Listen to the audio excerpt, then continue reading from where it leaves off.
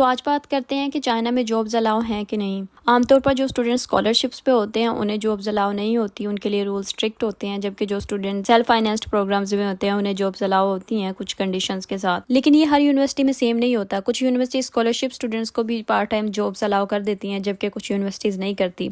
इसकी वजह ये है कि जो स्टूडेंट स्कॉलरशिप पे होते हैं ऑब्वियसली उन्हें ऑलरेडी स्कॉलरशिप और मंथली स्टाइपेंड मिल रहा होता है, तो यूनिवर्सिटी चाहती है कि वो अपना पूरा फोकस स्टडीज, रिसर्च और स्किल डेवलपमेंट पे करें। इस तरह भी हो सकता है कि अगर आप अपनी यूनिवर्सिटी या प्रोफेसर से परमिशन लेटर बनवा लें तब भी आप जॉब कर सकते हैं। तो अब बात करते हैं कि चाइना में इंटरनेशनल स्टूडेंट्स किस तरह की जॉब्स कर सकते हैं। Students online teaching, English teaching, translation, transcription, live streaming, sales, content creation, acting और शूटिंग जैसी जॉब्स कर सकते हैं। खास तौर पर अगर आपकी इंग्लिश अच्छी है तो आप इंग्लिश ट्यूटरिंग या लैंग्वेज टीचिंग भी कर सकते हैं। मुझे भी जॉब मिली थी, लेकिन मेरा लैब स्केड्यूल और रिसर्च वर्क इतना बिजी था कि मैं नहीं कर सकी। इसलिए जॉब अपॉर्चुनिटीज मिल जाती हैं, लेकिन ये डिपेंड करता है कि आपके पास टाइम कितना है और आपकी यूनिवर्सिटी के रूल्स कैसे हैं। चाइना में जॉब्स आसानी से नहीं मिलती, उसकी रीजन ये भी है कि चाइना में पॉपुलेशन बहुत ज्यादा है और उनके पास उनकी अपनी लेबर मौजूद है, तो इसलिए वो इंटरनेशनल स्टूडेंट्स को कम प्रेफरेंस देते हैं। रिक्वायरमेंट्स की अगर बात की जाए तो bachelor degree is a must, वो आपके पास हर हाल में होनी चाहिए। सेकेंडली, अगर आप इंग्लिश टीचिंग जॉब कर रहे हो तो आपकी इंग्लिश अच्छी होनी चाहिए, और अगर आपको चाइनीज आती है तो ये प्लस पॉइंट है, फिर आपके पास जॉब अपॉर्चुनिटीज ज्यादा होंगी।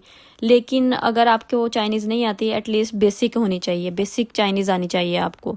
अगर आपको बिल्कुल भी चाइनीज नहीं आती तब भी आपको जॉब्स मिल जाती हैं, लेकिन चांसेस कम होते हैं। बेस्ट जॉब जो आप चाइना में कर सकते हो वो है टीचिंग। तो मैं आपको 2 वेबसाइट बताती हूँ जहाँ पे आप टीचिंग से रिलेटेड बहुत सारी जॉब्स देख सकते हो। उसके अलावा भी जॉब्स हैं जो आप एक्सप्लोर कर सकते हो, आइदर ऑन साइट और रिमोट वर्क। ये 2 वेबसाइट्स हैं जो जॉब हंटिंग के लिए आप यूज कर सकते हैं, eChinaCities.com और HiredChina.com। इसके अलावा एक बॉस ऐप है जिसे काफी इंटरनेशनल स्टूडेंट्स यूज करते हैं जॉब हंटिंग के लिए, वो भी अच्छा ऐप है। वैसे मैं आपको एक एडवाइस दूंगी कि चाइना आने से पहले या चाइना आने के फौरन बाद आप चाइनीज लैंग्वेज सीख लें, क्योंकि अगर आपको चाइनीज लैंग्वेज आती है तो आपके पास जॉब अपॉर्चुनिटीज उतनी बढ़ जाएंगी, और अगर आपको चाइनीज लैंग्वेज नहीं आती तो थोड़ी मुश्किल होगी, डिफिकल्टी होगी जॉब ढूंढने में। ग्रेजुएशन के बाद जॉब्स अलाउ होती हैं चाइना में, और आप व्हाइट कॉलर जॉब करके इन्हीं की इकोनॉमी में कंट्रीब्यूट कर सकते हैं। इसके अलावा कोई भी क्वेश्चन है आपका तो आप मुझसे पूछ सकते हैं कमेंट सेक्शन में। तो आज बात करते हैं कि चाइना में जॉब्स अलाउ हैं कि नहीं। आमतौर पर जो स्टूडेंट स्कॉलरशिप्स पे होते हैं उन्हें जॉब्स अलाउ नहीं होती, उनके लिए रूल स्ट्रिक्ट होते हैं, जबकि जो स्टूडेंट सेल्फ फाइनेंस्ड प्रोग्राम्स में होते हैं उन्हें जॉब्स अलाउ होती हैं कुछ कंडीशंस के साथ। लेकिन ये हर यूनिवर्सिटी में सेम नहीं होता। कुछ यूनिवर्सिटी स्कॉलरशिप स्टूडेंट्स को भी पार्ट टाइम जॉब्स अलाउ कर देती हैं, जबकि कुछ यूनिवर्सिटीज नहीं करती।